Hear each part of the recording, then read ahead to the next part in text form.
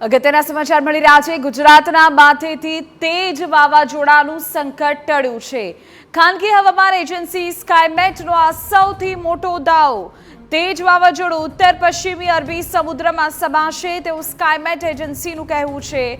Oman Yemen દરિયાકાંઠેથી Pakistan તરફ વાવાઝોડું ફંટાશે। આ અગત્યના સમાચાર।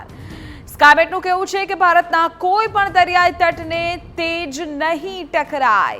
અરબી સમુદ્રમાં વાવાઝોડાની અસર જોવા મળશે। દરિયામાં ઊંચા મોજા અને તેજ પવનો તેજ વાવાઝોડાના કારણે ફૂંકાઈ શકે। 5 દિવસ માછીમારોને દરિયો ન ખેડવાની અપીલ પણ કરવામાં આવી રહી છે।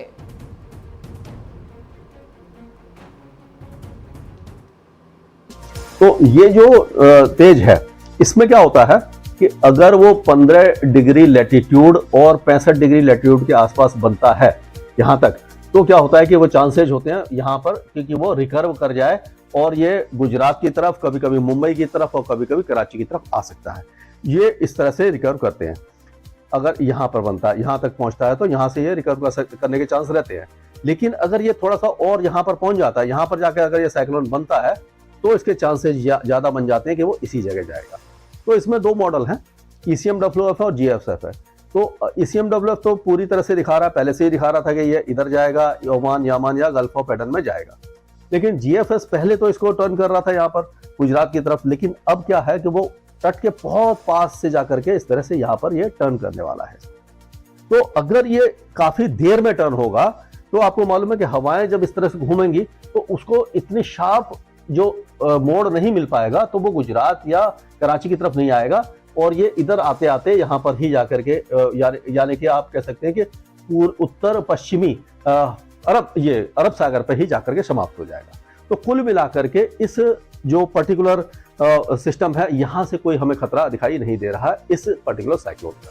तो स्टीयरिंग करंट है, अगर हम देखें जो सब ट्रॉपिकल रिज होती है तो वो 200 हेक्टापास्कल यानी काफी ऊंचाई पर होती है। तो उसमें अगर हम देखेंगे तो वो हवाएं जो हैं वो ही इसको स्टीयर करती हैं, यानी कि लेके जाती हैं वहां पर, क्योंकि ये हवाएं जितनी तेज चलेंगी तो जो वेदर सिस्टम है उसी के साथ साथ मुड़ेगा।